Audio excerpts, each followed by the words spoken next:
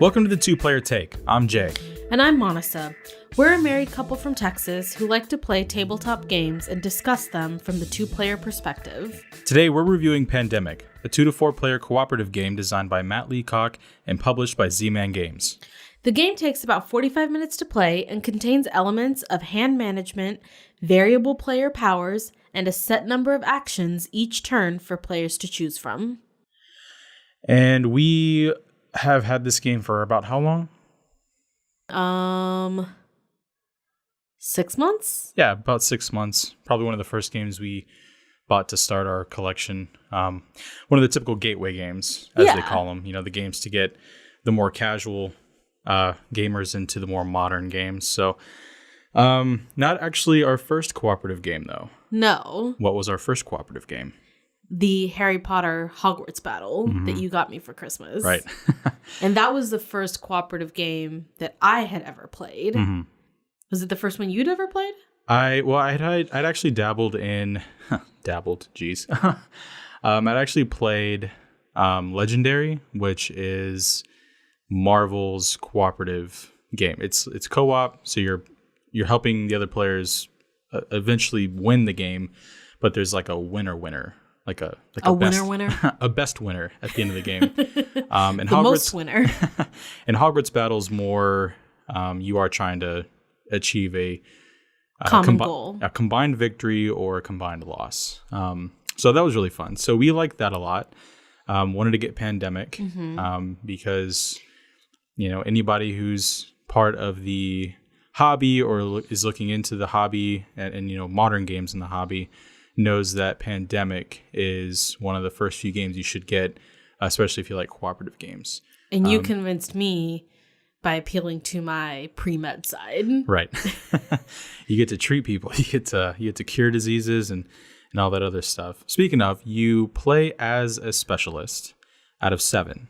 And we're talking about the base game. I'm not really sure about expansions if they add anybody, but there are 7 roles in the main game. So you play as a specialist on a team trying to find cures to 4 diseases across the globe. As soon as you find those 4 cures, you win the game immediately. Right. You don't necessarily have to eradicate all the diseases. You just have to find the cures for them.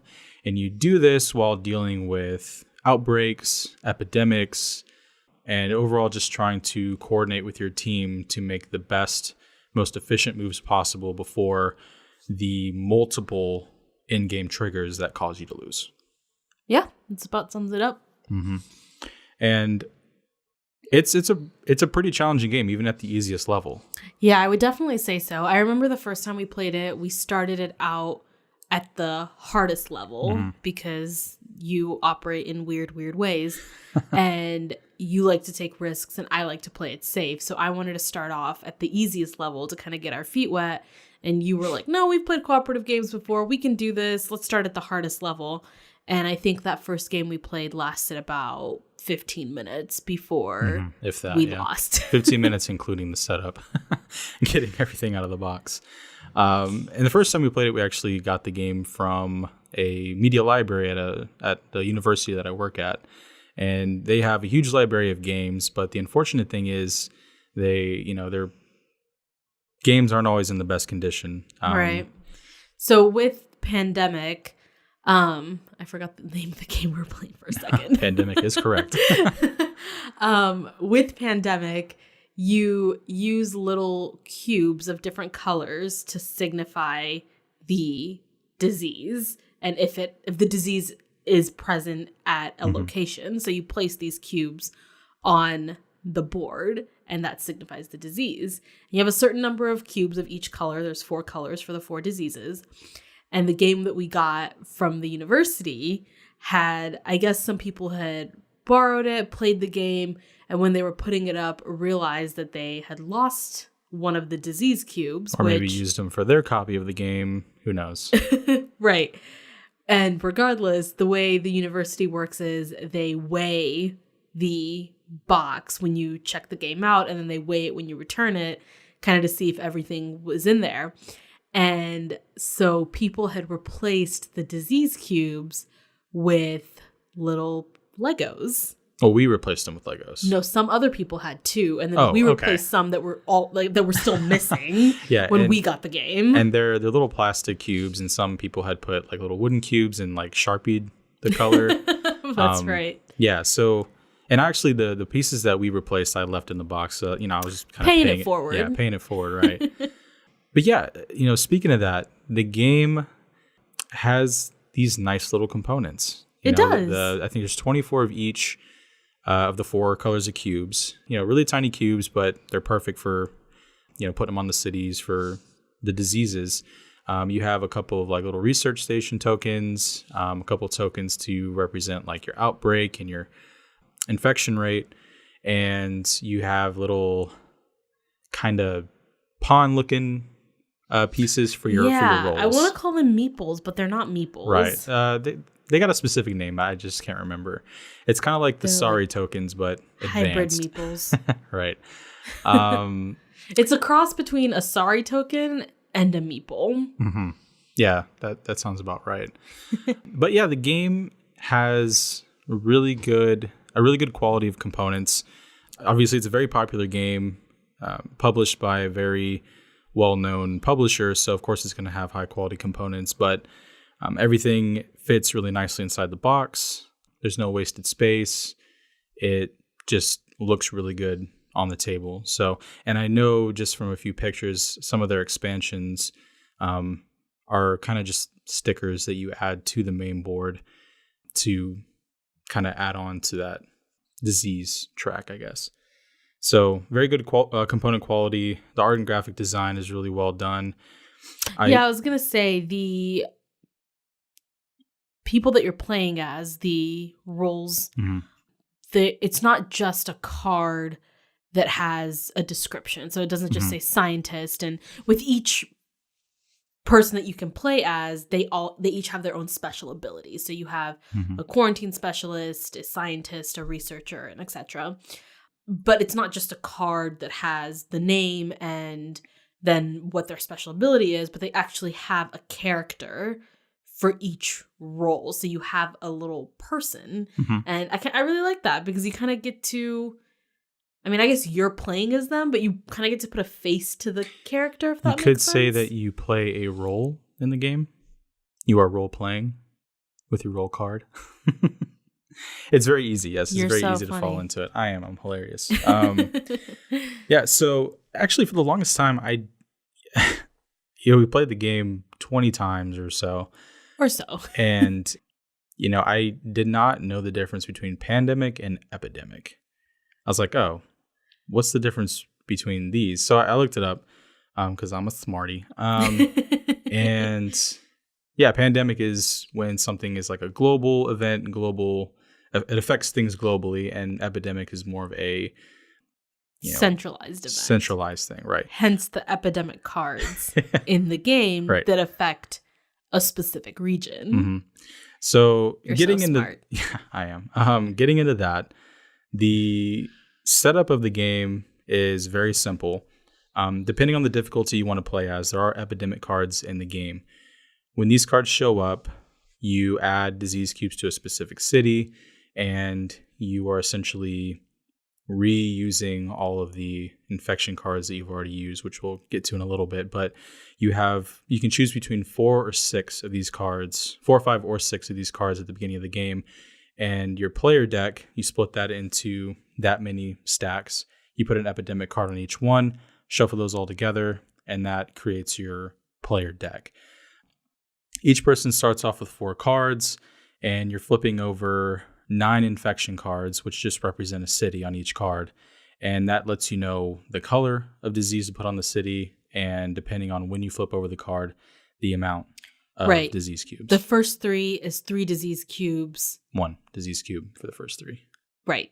I always get that backwards. It's 1 disease cube for the first 3 cities, 2 disease cubes for the next 3, and then 3 disease cubes for the last 3. Right. And the significance of that is you can't have more than 3 disease cubes of the same color in a city. So if later in the game that same city comes up again and you have 3 disease cubes on it, it results in an outbreak, which means you have to place that color of disease cubes to every city connected to the city the outbreak is from. Right. And if that causes another outbreak in an adjacent city, then you're dealing with multiple outbreaks. And you can only have a certain number of outbreaks before you lose. Right. So, yeah, speaking on that real quick, you don't just lose the game in one way. You can lose the game by running out of a specific type of disease cube if you're playing too many to the board. So if you don't treat one disease, if you kind of just, we're going to ignore it and treat these. If you flip a card and it says, okay, you got to place a disease cube here of this color, and you don't have any cubes to choose from, you lose automatically. If you have 8 outbreaks, I think it's 8. Yeah, you lose automatically. If you run out of your player deck, you lose. I just realized that there are multiple ways to lose this game, but really only one way to win it. Well, I mean, that's how it should be, I think, I would prefer there to be one specific goal because if there were multiple ways to try to win the game, it would make it interesting, but I think you're already trying to work together to accomplish one goal. It'd be hard to try to then decide which path to victory to take. I don't know. I think that could make it more interesting because then you could look at different goals that you could try to achieve. And not only are there different goals that you could try to achieve, but you need to come to a consensus with the people you're playing with, or in this case, you and I together, on what goal we're going to work for. Because it is a cooperative game, you don't have the option of one person working towards one goal and the other person working towards another. I mean, I think that is a strategy you could try to employ, but just based on our experience of playing this game, I don't think that that's something that would work. So you would really need to agree on a goal. So I kind of like that idea. Well, I'd have to disagree, though, because let's just say in a 4-player game, right, you could possibly split off into teams of 2 and accomplish those things. But considering we're looking at this as a 2-player game, you really can't just go off by yourself and do things. There are certain roles that can clean up and take care of their own business by themselves, but a lot of roles are dependent on other players. No, I agree. Out. But what I'm saying is you could potentially choose how you want to try and win this game. Yeah, if you had more than one option, but you'd have to decide together. But you're already choosing how to win it, though. If you have multiple paths to victory, it's like, okay, eradicate all the diseases or cure them or do this. You're then not only choosing a victory condition, but you're also having to choose how to get to that specific victory condition. Whereas now you have 8 actions to choose from. Those include movement, they include curing or treating diseases, placing a research station, or finding a cure. Which, by the way, speaking of research stations, you start the game in Atlanta with a research station already. Correct. And that kind of imitates the CDC in Atlanta. So you have one research station, which is nothing during the game because you don't want to keep traveling back and forth to cure at the research station. And you have to be at the research station to cure. Right.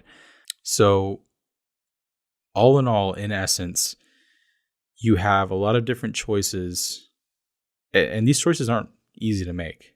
I mean, you can fly to different cities, but that means giving up a player card, which is just discarded. And which is you only always have a finite challenge. Right, and you only have a finite number of player cards. Player cards are represented. There's one per city in the player card deck. Of course, you have your epidemics in there too, but they are no help. And you have 5 actions. Actions are really useful, but you really have to find the best time to play them. Right. And a lot of the times, the actions, they're really nice. Like one action might be, okay, you know what? Don't worry about infecting cities this turn. Okay, great. But the next person's turn is going to start immediately. And before you know it, they're going to be infecting cities. So actions are really good, or events are really good. But these cards are finite. They're they're limited in how much you want to use them, because one of the actions is chartering a flight. You can give up a city card and fly somewhere else, and that's great, but that means that's a card that you can't use, and that's a card you'll never be able to use further in the game. So you have 3 steps per turn. That would be choosing 4 actions to play. After that, you're drawing 2 player cards, and then you're infecting cities. And depending on your what your infection rate is at, which is increased every time an epidemic card is drawn, right? You flip over that many infection cards and place a cube of that corresponding One color. disease cube. One disease cube on that city. And when you draw player cards, you can only have 7 player cards in your hand at any given time. So if you have more than 7 when you draw, you have to discard as many as you need to have only 7 in your hand. Right. And that I always found was very tricky because you need 5 cards of the same color to find a cure for a disease. So you really want to hold on to these cards because you want to be able to collect as many as you need, but you don't want to get rid of another color because you'll need those later on. Right. When you're trying to cure the disease for that color. And so you're sitting there with these cards, and I think that's where it really comes in when you're trying to decide what you're going to keep, what you're going to get rid of, and you're working with the other players, with whoever you're playing with, to say, okay, well, I have 3 red, so I'll do red. You have 4 black, you do black. And that means if I get a black card, that'll be the first one that I'm comfortable discarding because we're going to hope that you'll get one. Unless you have the opportunity to share knowledge. And that means that you are in the same city or you meet in a specific city to where you can trade cards or give your card or take a card from your partner. Right. And it's entirely frustrating because sharing knowledge is a specific action you can take. And, say you need Istanbul. We both have to be in Istanbul and we have to have the card Istanbul. Unless one of us is the researcher. Right. There's one specific rule that you still have to be in the same city, but you can trade whatever cards you want. Right. Which is a big help. And I feel like they did a really good job of that in the game, is making every role have that importance, making one part of the game easier. So the scientist, you'll need 4 of the same color card to find a cure. Right. You have a transportation specialist who, on their turn, can move other players' tokens, making it easier for them to, get together or move to a certain location if they couldn't do that on their own turn. So every role makes a certain part of the game easier. And from a 2-player perspective, we only have 2 of those abilities. But at the same time, it's only us 2. We're just strategizing together. We're not having to do that between 3 or 4 people. Because, while there might be 4 roles and 4 abilities in a 4-player game, there's also 4 people that need to agree. Right. Need to agree. They're also drawing player cards or infecting cities. So at the end of your turn, you're waiting 3 other turns to do what you have to do. So if you are off in an area trying to accomplish a specific goal, you're going to have to wait longer. Whereas with a 2-player game, I think it plays quite nicely, where you can just kind of bounce back and forth. You can make quick decisions and kind of piggyback off of one another. So, and it's kind of nice, Only kind of. It's kind of nice, having that ability to just make a statement. If the other person agrees, great. You just go forward instead of taking. If they don't agree, you go for it. No, I'm just kidding. Yeah. Well, there's actually a way you can play the game where you keep the cards in your hand and not lay them on the table for other people to see. And you actually can't really talk to other people, or like if it's your turn, you're the only person who can talk. Wait, so is this something that you're making up, or is this actually a way the game can be played? So yeah, it's a way it can be played. I'm not sure if it's in the rule book, but considering Pandemic's been around for quite a while, there's a bunch of different variations to how the game can be played to make it more difficult than playing with 6 epidemic cards. Why? I mean, people like a challenge. I think we won probably twice with the 6 epidemic cards. Yeah, I think that's probably right. But that's only when we've actually chosen our roles and not gotten them randomly. And not got them randomly. Right. But at the same time, I feel like that defeats the purpose of a co-op game if you're not sharing information or talking to the people you're playing with. Yes and no. So yes in the fact that you're still working together, but no in the fact that you're having to read your not opponents, you're having to read your teammates' moves to see what they're doing. Like if it's your turn, you can talk and say, okay, I have these cards in my hand and this is what I plan on doing. But you can't plan out the next person's turn on your turn. You can only talk about what you're doing on your turn. It's not I don't like officially the way to play, but that's how people play the game when they want more challenge. So I don't like it. That's fine. I am not a fan. Overall, the game played with 2 players, which is the only way we've played it. Because we can't agree with others. No, I'm just kidding. We just don't have friends.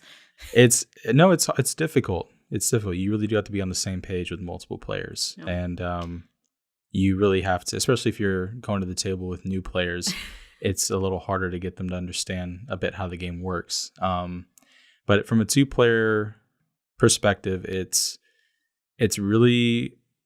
honestly pretty fast paced. It's still intense every turn, because based on the way the game is set up, you could have very unfortunate placement of diseases and be like, okay, we have to get over here now and treat this. And then as you're heading over there, another place starts like popping off. So it plays really well from a 2-player perspective. You can bounce ideas off of each other and kind of just take it from there. And you're not really, there's only 2 players drawing player cards and infecting cities. So you have a bit more control, I think, with 2 players. Right. I think it's interesting that you describe the game as fast-paced, because I think it can be fast-paced depending on what's the word I'm looking for? The level of comfort and communication that you have with the person or people that you're playing with.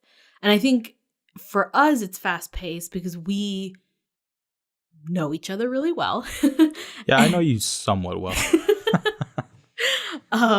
And we can, we tend to kind of have the same goals when we're playing and play off of each other really well.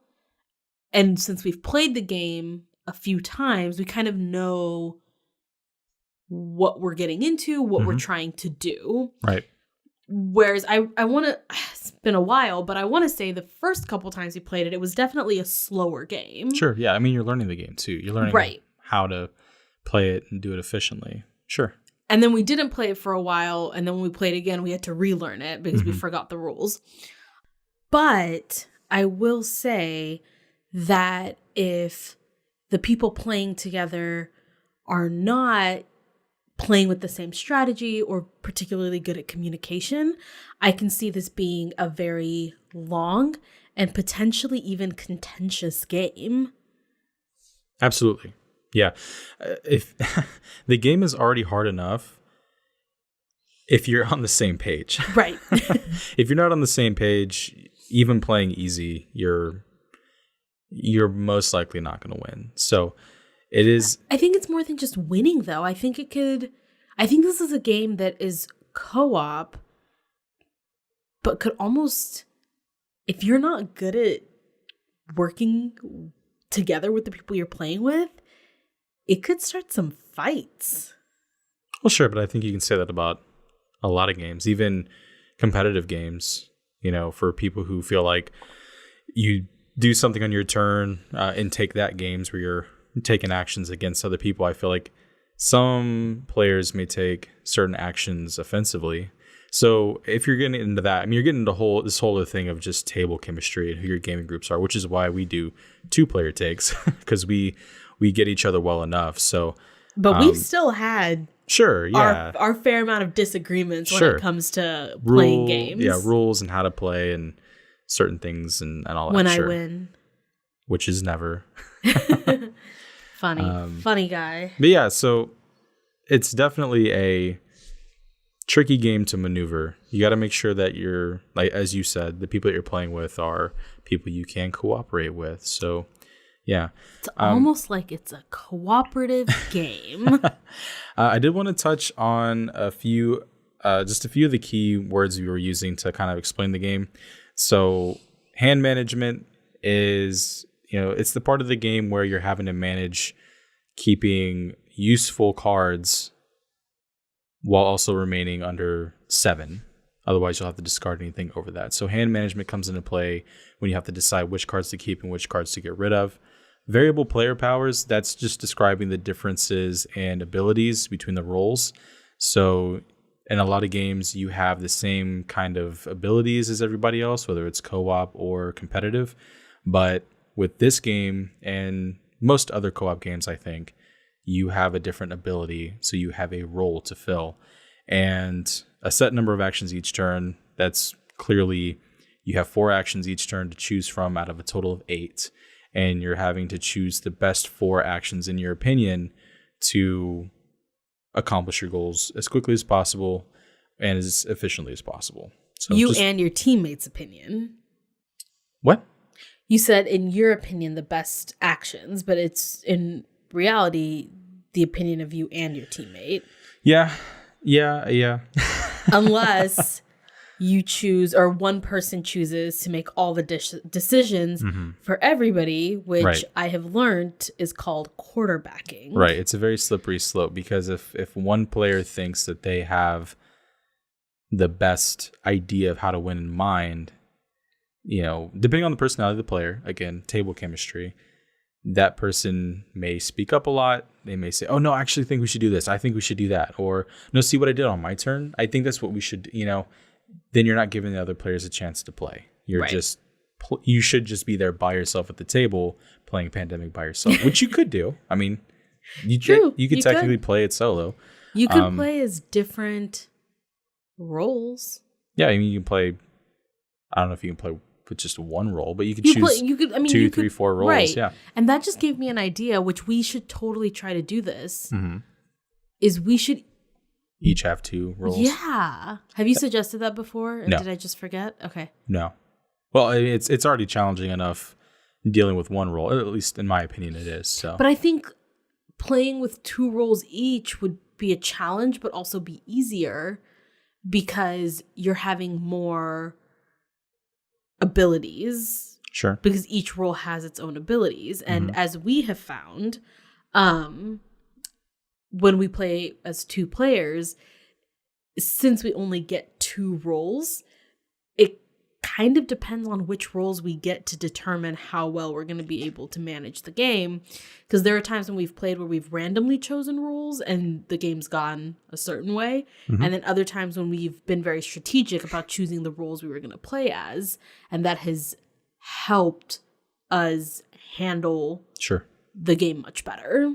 Yeah, I think even if you're choosing roles and playing with 2 roles per player, I think it's still going to be a huge challenge because you're having to switch gears. I kind of want to try it though. Yeah, I think it would be fun. Again, that's the great thing about Pandemic. I think is it doesn't specifically say that there's a solo mode. It doesn't specifically say that you can't do this or that you're not able to do this. I mean, the way that you play most of the time, everything is on the table anyway. Your hand, your strategy, and all that. So I think it's a very flexible game. It's very, very, very replayable because every setup is different. Right. The cards you draw are going to be different. The roles you play are different. So it has a lot of replayability. The starting setup with the diseases will be different. Right. The infections and stuff like that. So it's definitely it's a very, very valuable game. It has a lot of value, especially with introducing new players to the hobby. I think it's, they say it's a gateway game, which is fine. But I think if you're going to introduce new people to that kind of game and they're used to more things like Monopoly, Sorry, and Clue and things like that, I think you really got to choose who you're going to play with. You may have a difficult time doing it. I agree and disagree with you. So I agree with you in terms of, yes, it's very different from the more traditional classic games like Monopoly, Clue, Sorry, etc. Yeah, for sure. But while it may take a little more explaining to teach somebody how to play it, I think that it's also easier than other modern board games because of its cooperative nature. Yeah. So you're not having to teach somebody the rules and then they're on their own to figure out the strategy of how to play best. You teach somebody the rules, you explain the game, but since it's a co-op game, throughout, you're continuing to discuss the game and what to do. And if they're like, oh, well, I want to do this. And you say, well, I don't think that's the best decision. And here's why. Because we're all working towards a common goal.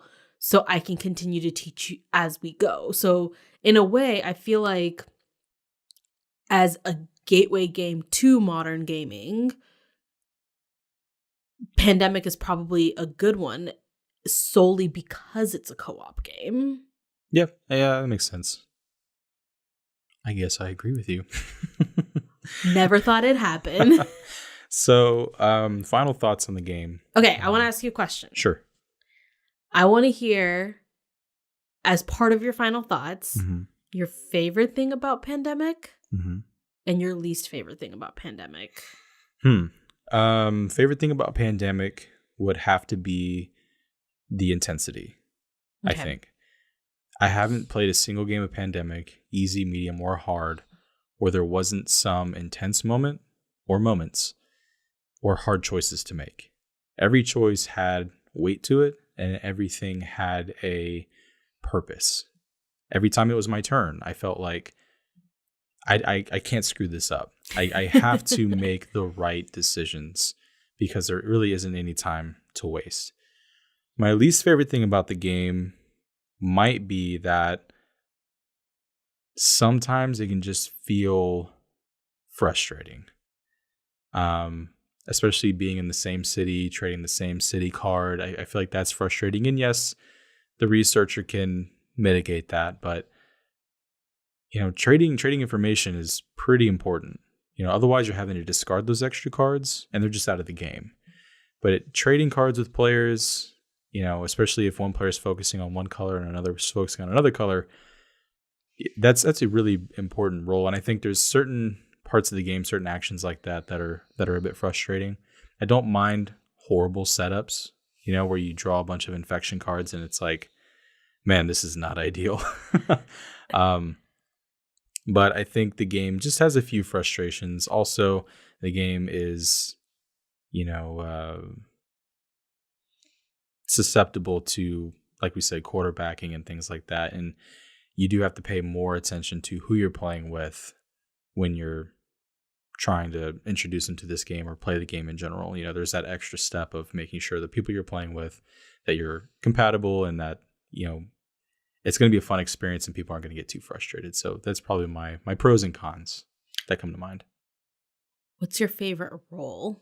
My favorite role is the medic, 100%. The medic is a G. The medic's ability is, so before you find a cure, you can only treat one disease cube in a city per action. When you find the cure, you can treat all the disease cubes in a city. The medic, you don't need to find the cure before that. If you treat, they're all gone. And when you find the cure, just moving through a city, you cure all the cubes. It's such a G move, man. I just feel so powerful. But yeah, he'd have to be my favorite role. And your pros and cons and your favorite role. Thank you for asking. So I think my favorite thing about the game is partly same as you, the intensity of the game, the fact that every game is different. No two games are really ever the same. But as somebody who is a planner, I really like that the game in a lot of ways requires you to think like 4 or 5 steps ahead every time you make a decision. I'm really surprised you haven't busted out spreadsheets. Maybe for the next game. I really enjoy the planning aspect of it, to be able to say, okay, well, I'm going to make this move and these are all the actions I'm going to take. And then on your next turn, you're going to do this. And then if all goes as planned, then on my next turn, I'll do this. Like for me, I'm always thinking not just about my turn and your next turn, but about my next turn after that and where I'm going to go next. So that's definitely, I really enjoy that aspect of it, being able to plan ahead. And just, of course, the fact that it's not a game that gets boring, because every time you set it up, it's going to be a completely different game. And you can switch out roles. You can try different role combinations to see how they work well together. It's just, there's so much that you can do with it. And I feel like we have, honestly, while we've played it many times, in many ways, we've still just barely scratched the surface of the full potential of this game. I haven't even brought up my spreadsheets yet. I think my least favorite thing about the game, and you know what this is because I gripe about it every time we play, is that to win the game, all you have to do is find a cure for each disease. Yep. You don't have to eradicate the diseases. Now, eradicating the diseases means you get all of the disease cubes of that color off of the board. Mm-hmm. And once all of the disease cubes of that color are off the board, when you go through the infection phase, if that color comes up, you don't have to infect because the disease has been quote unquote eradicated. And if it's cured. You have to cure. Right. Sorry. Mm-hmm. I meant after you, I'm operating on the assumption that you've cured and then eradicated. So I like completion. Mm-hmm. I like to see things through. Sure. And it frustrates me to no end mm-hmm. that just by finding a cure for all 4 diseases, and finding a cure is obviously you have 5 player cards of that color, you discard all 5 cards of that color to find the cure, unless you're playing as the researcher, in which case you only need 4 player cards. Scientist, mm-hmm. Sorry. If you're playing as a scientist, you only need 4 player cards of the same color to find a cure. But yeah, so you're saying that all you have to do is find a cure for all 4 diseases and the game is over. And every time, you know, usually when we play, we end up eradicating 1 or 2 or mm-hmm. curing and eradicating 1 or 2 diseases. Mm-hmm. But there's at least one, I feel like, disease that's we find the cure for, but we don't eradicate it. And it bugs me to no end mm-hmm. that we end the game and there are still disease cubes on the board. Okay, but what you're explaining, all right, let me paint a picture for you. Picture any disaster movie, right? Mm-hmm. And so let's just say it's Godzilla, right? And Godzilla is trashing the city. And you're following the main characters. And their mission throughout the entire movie is, all right, man, we got to stop Godzilla. And they do, right? They find a way to stop Godzilla.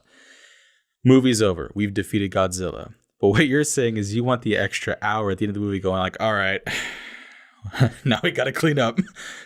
So now we got to pick up this rubble. I hope we win an Oscar because this is good stuff. But I want to move through the world mm-hmm. and eradicate.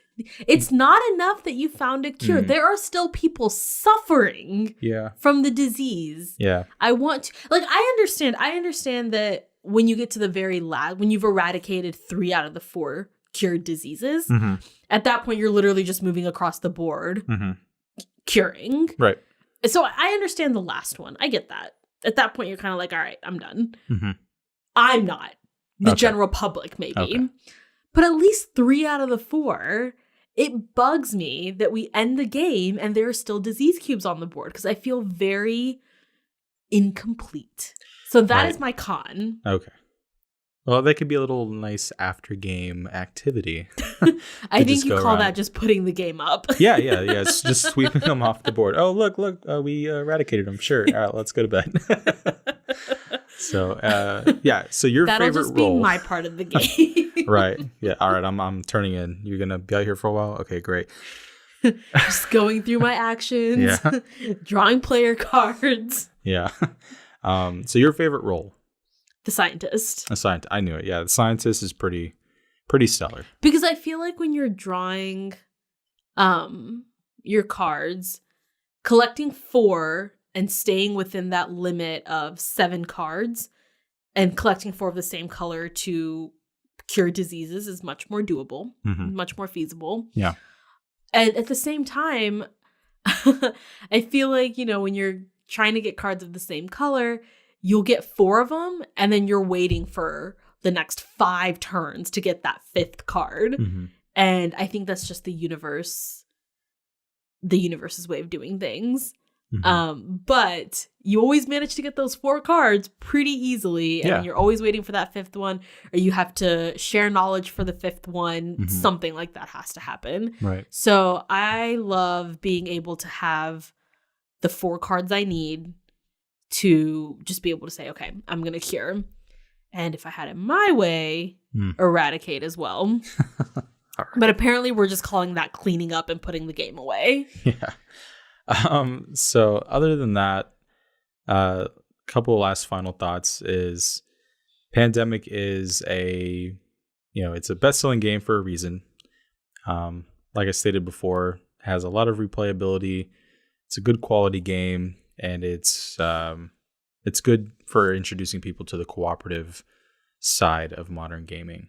I'd also, say that based on the expansions, which we haven't played yet, it adds even more quality and value to the game, is being able to finish one thing and do the next. And of course, there's the legacy editions of the game where the decisions you make are permanent, So aside from that, I like the game. I think it's a classic for a reason, and I've enjoyed playing it.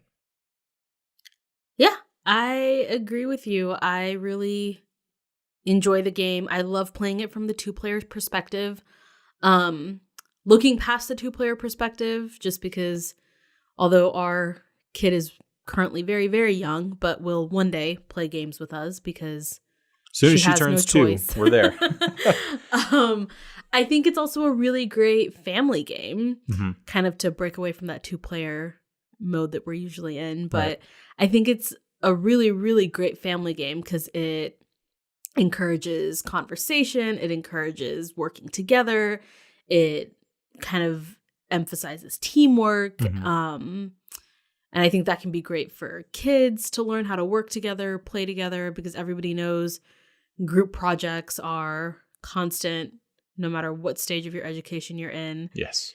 And I think it's also great for a family to be able to spend time together, play a game together, and end the night with everybody on the same side. Yep. Well, I think that's all I have to say about Pandemic. What about you? Yeah, I think that about wraps it up for me. So thanks for taking the time to listen to our review of Pandemic. If you enjoyed our podcast, please consider subscribing and leaving a review. You can check out things we're doing now and in the future at stopdroptabletop.com. We want to hear about your 2-player experiences. You can find us on Facebook and Instagram at stopdroptabletop and on Twitter at SDTabletop. We hope you enjoyed our 2-player take.